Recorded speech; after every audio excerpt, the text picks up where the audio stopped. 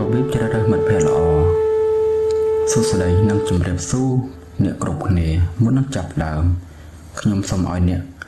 គ្រប់គ្នាគិតមួយផ្លែតអំពីមិត្តភក្តិជិតស្និទ្ធរបស់អ្នកតើគាត់ជាមនុស្សបែបណាហេតុអ្វីបានជាអ្នកជឿទុកចិត្តលើគាត់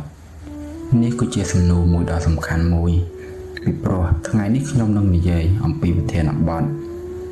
ដែលប៉ះពាល់ទៅដល់ជីវិតយើងគ្រប់គ្នានោះគឺរបៀបជ្រើសរើសមិត្តភក្តិល្អហេតុអ្វីបានជាមិត្តភក្តិសំខាន់មនុស្សម្នាក់ៗតែងតែត្រូវការមិត្តភក្តិពីព្រោះមិត្តភក្តិគឺជាផ្នែកមួយដ៏សំខាន់នៃជីវិតយើងមិនអាចរស់នៅតែម្នាក់ឯង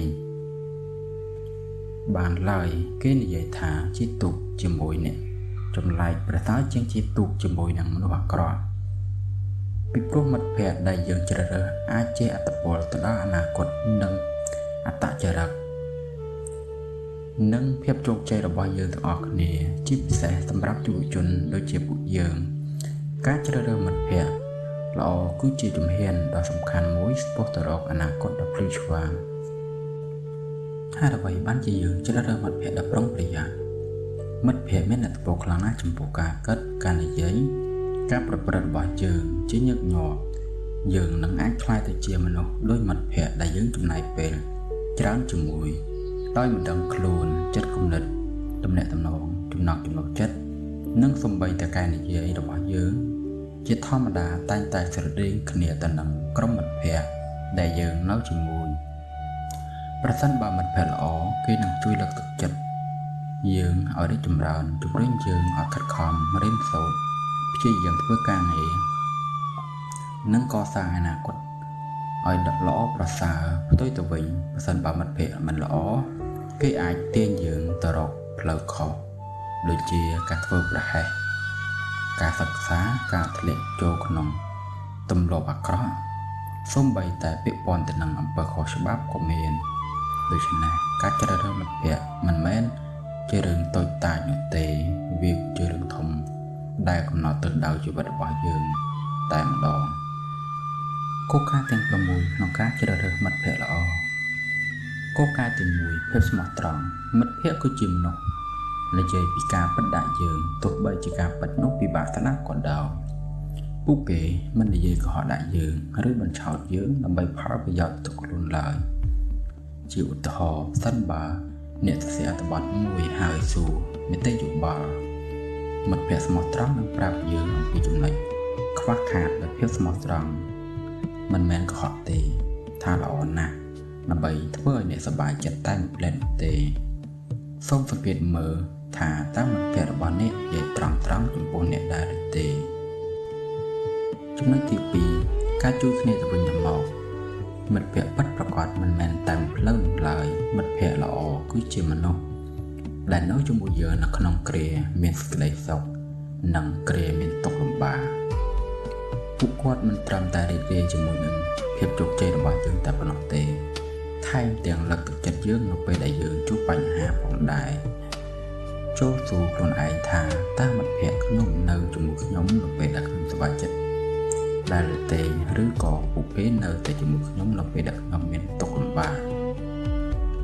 ចំណុចទី3មានឥទ្ធិពលវិជ្ជមានការជ្រើសរើសមិត្តភក្តិដែលជំរុញឲ្យអ្នកក្លាយទៅជាមនុស្សល្អប្រសើរជាងមុន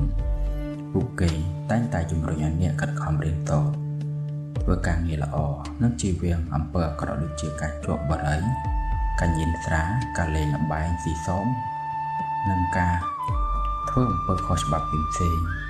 មនុស្សម្នាក់ធ្លាប់និយាយថាប្រសិនបើអ្នកចង់ដឹងថាអនាគតរបស់អ្នកនឹងក្លាយទៅជាយ៉ាងណាសូមមើលទៅលើមិត្តភក្តិទាំង5នាក់ដែលអ្នកកំពុងតែចំណាយពេលយ៉ាងច្រើនបំផុតនៅជាមួយនេះគឺជាការពិតដ៏ធំមួយពីព្រោះទម្លាប់ល្អឬទម្លាប់អាក្រក់ដែលដើរពីមនុស្សម្នាក់ទៅមនុស្សម្នាក់ទៀតយ៉ាងងាយស្រួលចំណុចទី4ការគោរពគ្នាទៅវិញទៅមកមិត្តភក្តិល្អគឺផ្អែកទៅលើការគោរពគ្នាទៅវិញទៅមកមិត្តភក្តិល្អនឹងមិនចំអកល្អលើឬធ្វើឲ្យអ្នកមានអារម្មណ៍ថាមានតម្លៃទាបជាងគេឡើយ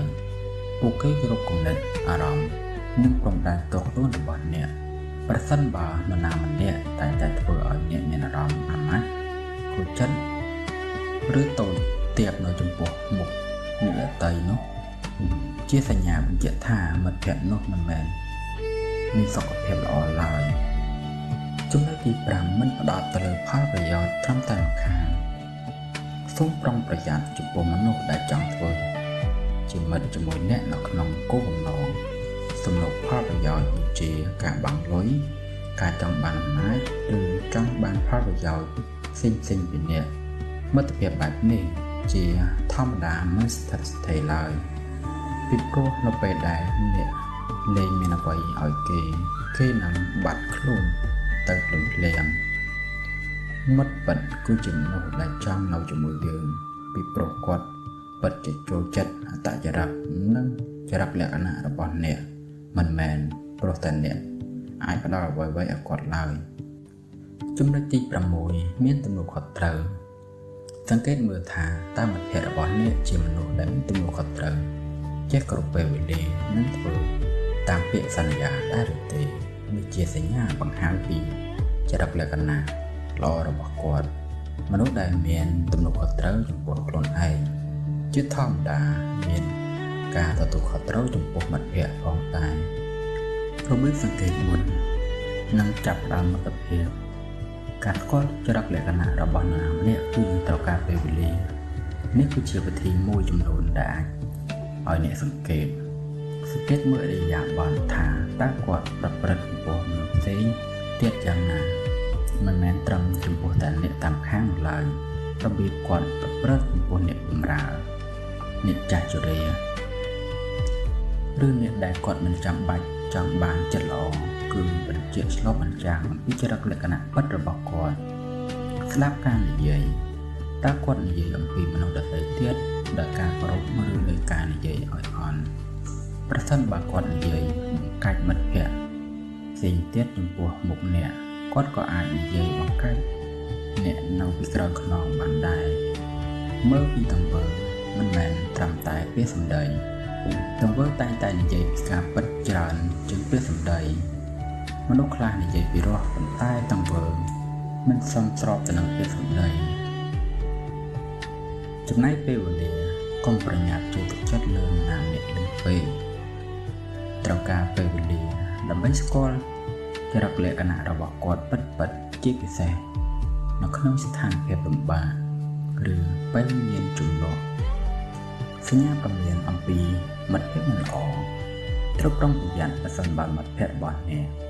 តែជំរុញឲ្យអ្នកធ្វើអំពើខុសច្បាប់ឬអំពើអសិលធម៌និយាយបញ្ឆោតការមិនពេញចិត្តរាល់ពេលដែលអ្នកជោគជ័យជំនួសឲ្យការសាទរចេះតែខ្ចីលុយឬយកចិត្តទុកដាក់ចំពោះអ្នកដែលមានប្រយោជន៍មិនគោរពការសម្រេចចិត្តឬព្រំដែនរបស់អ្នកនិយាយបង្កាច់អ្នកនៅពីក្រោយខ្នងប្រសិនបើអ្នកសង្កេតឃើញសញ្ញាទាំងនេះកុំខ្លាចនៅក្នុងការកំណត់ចម្ងាយឬបញ្ចប់មិត្តភាពនោះឧទាហរណ៍ជីវិតពិតសិស្សពីរនាក់សូមក្រឡេកមើលឧទាហរណ៍ជីវិតពិតមួយសិស្សម្នាក់ចំណាយពេលទំនេររាល់ថ្ងៃលេងហ្គេមតែម្នាក់ឯងដោយចេះតែធ្វើប្រហែសការសិក្សាលទ្ធផលគឺបន្ទុករបស់គាត់ធ្លាក់ចុះជាបន្តបន្ទាប់ចំណែកឯសិស្សម្នាក់ទៀតបានជ្រើសរើសមិត្តភក្តិដែលចូលចិត្តអានការសិក្សានិងលើកទឹកចិត្តគ្នាទៅវិញទៅមកលទ្ធផលគាត់គឺរីកចម្រើនទាំងការសិក្សាទាំងចរិតលក្ខណៈនេះបង្ហាញឲ្យច្បាស់ថាមិត្តភក្តិដែលយើងជ្រើសរើសអាចផ្លាស់ប្ដូរទិសដៅរបស់អ្នកទាំងស្រុងជាចុងក្រោយការជ្រើសរើសមិត្តភក្តិល្អគឺជាដំណើរការមួយដែលត្រូវការពេលវេលាការសង្កេតនិងប្រាជ្ញានៅក្នុងការវិនិច្ឆ័យមិត្តភក្តិល្អនឹងក្លាយទៅជាកម្លាំងចិត្តជាទីពឹងចម្រោកនិងចំណុះដែលជួយយើងឲ្យក្លាយទៅជាមនុស្សល្អប្រសើរជាងមុននៅក្នុងពេលជាមួយគ្នានេះយើងក៏ត្រូវតែប្រឹងប្រែងធ្វើខ្លួនយើងផ្ទាល់ឲ្យក្លាយទៅជាមិត្តភក្តិល្អផងដែរពីព្រោះមិត្តភក្តិល្អតែងតែកើតចេញពីភាគីទាំងសងខាងចូលចាំថាគុណភាពនៃមិត្តភាពសំខាន់ជាងបរិមាណការមានមិត្តភក្តិល្អតែពី3នាក់ប្រសើរជាងមានមិត្តភក្តិច្រើនគ្មានគុណភាពសូមឲ្យអ្នកគ្រប់គ្នាមានប្រាជ្ញានៅក្នុងការជ្រើសរើសមិត្តភក្តិហើយក្លាយទៅជាមិត្តភក្តិល្អសម្រាប់អ្នកដទៃផងដែរ សូមអរគុណសម្រាប់ការស្ដាប់តាំងពីដើមរហូតដល់ចប់ប្រសិនបើអ្នកទាំងអស់គ្នាគិតថាវីដេអូនេះមានប្រយោជន៍សូមចុចសញ្ញា Share ហើយនិង Comment ហើយនិងពាក្យថា Subscribe ខាងក្រោមសូមអរគុណ